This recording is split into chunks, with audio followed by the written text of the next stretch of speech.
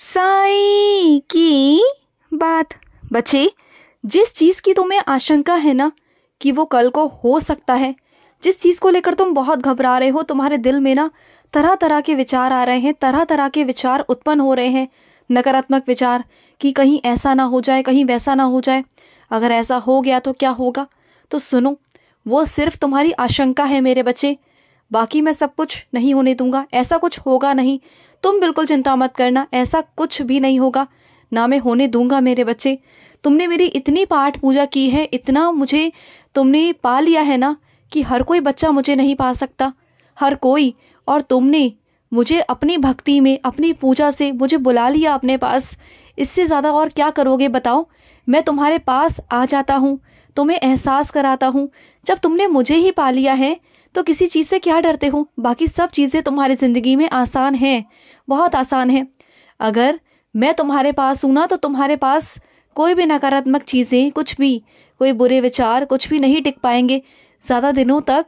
देखना, और ये तुम्हारे जो बुरे दिन है ना, ये भी बहुत जल्दी ख़त्म हो जाएंगे, क्योंकि तुमने ये बादशाह को चुना है, ऊपर वाले बादशाह को, और उसके आगे किसी की नहीं चलती, किसी की नहीं मेरे बच्चे।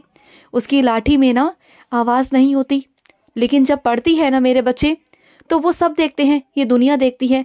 और ऐसा होगा, जो तुम्हारे साथ गलत कर रहे हैं ना, ऐसा होगा उनके साथ।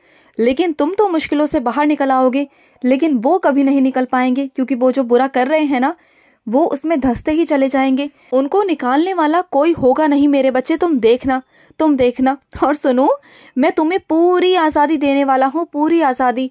तुम जो चाहो, जैसे चाहो, जो पहनना चाहो, जो करना चाहो, जो खाना चाहो, वो तुम खा सकते हो, पी सकते हो, घूम सकते हो। इतनी आज़ादी मैं तुम्हें दे दूंगा। जिन बंदिशों में तुम हो ना, आने वाले वक्त में कुछ ऐसा घूमने वाला है पहिया, ऐसा चक्र का पहिया घूमेगा कि तुम अपनी मर्जी से सब कुछ कर पाओगे। और तुम खुद सोचोगे कि ये कैसे हो गया। जहाँ तुम सांस तक नहीं ले पाते थे, और तुम आज़ादी की ज़िंदगी जियोगे, खुली हवा में सांस लोगे, अपने आप सब कुछ करोगे, अपने आप। तुम देखना, अभी तुम्हें सबसे पूछना पड़ता है ना कि मैं करूं ना करूं, कुछ भी खाने से पहले, कुछ भी करने से पहले। फिर नहीं पूछना पड़ेगा, फिर तुम अपनी मर्जी के मालिक होगे, तुम देखना। और सुनो, अगर तुम अपने बाबा के पास आने के लिए इतना सोचोगे, इतना तुम ध्यान लगाओगे कि मैं क्या करूं, कैसे करूं, मेरे पीछे से मेरे घर का क्या होगा, कैसे होगा, तो बिल्कुल मत सोचो। अगर तुम अपने बाबा के पास आने के लिए इतना सोच रहे हो, तो क्या फ़ायदा तुम्हारी पूजा पाठ का, क्या फ़ायदा तुम्हारे प्रेम का मेरे बच्चे। क्या इतना विश्वास नहीं तुम्हें अपने बाबा पर कि तुम अगर मेरे पास आओगे तो सारी जिम्मेदारी मैं लूँगा, तुम्हारे घर की मैं संभालूंगा। अगर तुम्हें मुझसे इतना प्यार है, इतना प्रेम है, तो आ जाओ ना शिरडी। मैं तुम्हें कब से बुला रहा हूँ। क्यों तुम्हारे पाँव आगे बढ़ते बढ़ते पीछे हो जाते हैं, क्यों हर बार यही होता है। मत करो इस बार पीछे पैर, इस बार आगे बढ़ो, आओ मेरे पास। और सुनो, कोई इंसान ऐसा है तुम्हारे घर में जिसको ना बहुत चिड़चिड़ाहट हो रही है, उसकी बातों को ना बुरा मत मानना। क्योंकि क्या है ना, वो जिस भी काम में हाथ डाल रहा है, जो भी काम कर रहा है ना, उसमें उसे असफलता मिल रही है, और इस कारण ना वो बहुत परेशान है, बहुत चिड़चिड़ा है। तो उसकी बातों का बुरा मत मानना। क्या है ना कि वो मानसिक तनाव से ग्रस्त हो चुका है, वो बहुत परेशान हो चुका है, तो उसका साथ दो, उसे प्यार से समझाने की कोशिश करो कि वो डरे ना, हारे ना। उसके साथ मैं हूँ, तुम्हारा साईं है। क्योंकि क्या है ना मेरे बच्चे, वो तुमसे जुड़ा हुआ बच्चा है, और जब मैं तुम्हारा ध्यान रखता हूँ तो तुम्हारे परिवार का भी ध्यान रखना मेरा ही फर्ज है। तो उससे कहो कि चिंता ना करे। वैसे मैं जानता हूँ कि वो मुझ पर विश्वास नहीं करता, लेकिन अगर तुम अपना विश्वास दिलाओगे ना उसे, अपने विश्वास पर कहोगे कि सब कुछ ठीक हो जाएगा, ईश्वर ठीक कर देंगे, तो सब कुछ ठीक हो जाएगा। उसे तुम थोड़ी तसल्ली दो, उसे तसल्ली की बहुत ज़रूरत है। अगर वो तुम पर चिल्ला रहा है, गुस्सा कर रहा है ना, तो तुम गुस्से में उससे बात मत करो, बल्कि उसे प्यार दो। जितना प्यार दे सकते हो उसे प्यार दो मेरे बच्चे। और सुनो, किसी की ना बुरी नज़र है तुम्हारे घर पर, बहुत बुरी नज़र। तो सुनो, अपने घर के बाहर मेरी उदी की पोटली बनाकर अपने घर के बाहर, अपने घर की चौखट पर टांग दो। इससे क्या होगा ना, तुम्हारे घर पर कोई बुरी बला, कोई बुरी नज़र, कोई बुरी चीज़ें नहीं आएंगी। क्योंकि क्या है ना, तुम्हारे घर से बीमारी निकल ही नहीं रही। एक कोई बीमार होता है, फिर कोई दूसरा बीमार होता है, फिर कोई तीसरा बीमार होता है।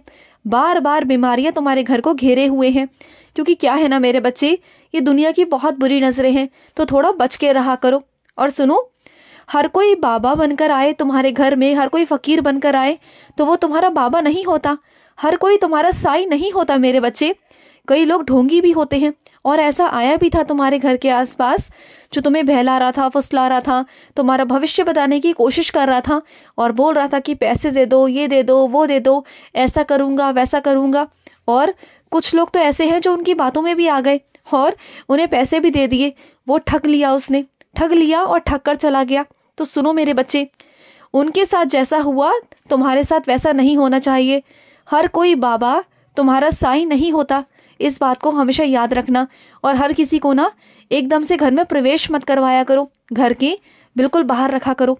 अगर किसी को कुछ खाने को देना है, कुछ करना है, तो उसे घर के बाहर तक ही रखा करो मेरे बच्चे, क्योंकि हर किसी की मंशा को तुम नहीं जानते हो कि कौन कैसा है, क्या है। और आजकल की दुनिया में ना सब ढोंग चल रहा है मेरे बच्चे।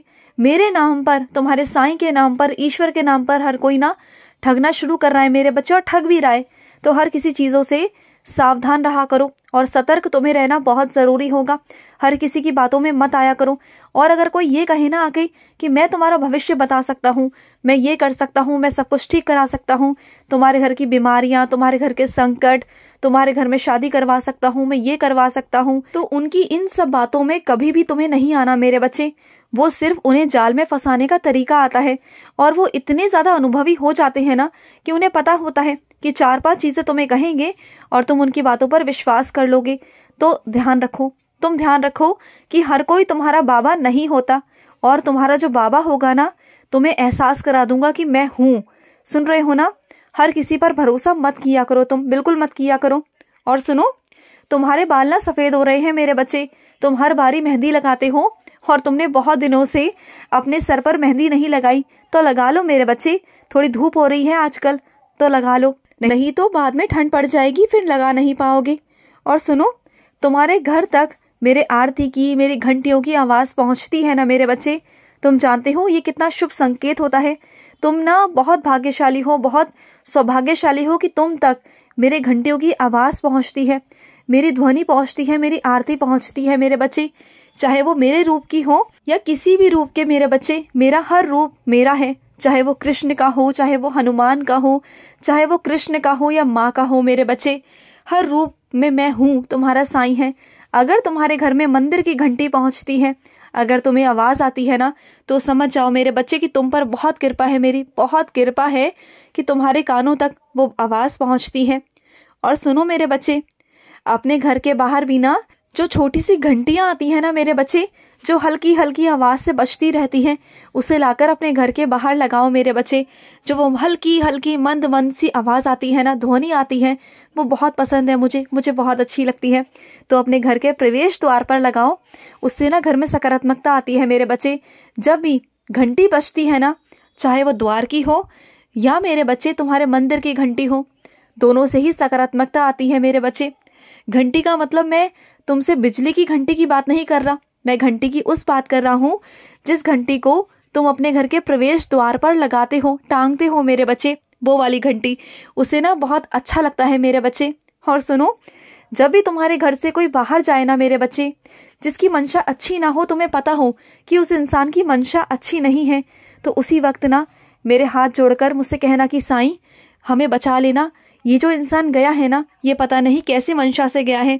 और अगर वो तुम्हारे घर में जैसे ही आए ना, जब तुम उसे पानी दो, जल दो ना, तो उसे उदी जल देना। उससे पता है क्या होगा कि ना मेरे बच्चे, उसके मन में जो भी मंशा है ना, वो जिस भी मंशा से तुम्हारे घर में प्रवेश करेगा, वो मंशा वो भूल ही जाएगा और वो सकारात्मक हो के वहाँ से जाएगा। तुम्हारे बारे में या तुम्हारे घर के बारे में उसके मन में गलत विचार आएंगे ही नहीं मेरे बच्चे, तुम देखना। खुश रहो। आज का रात्रि साई संदेश समाप्त हुआ।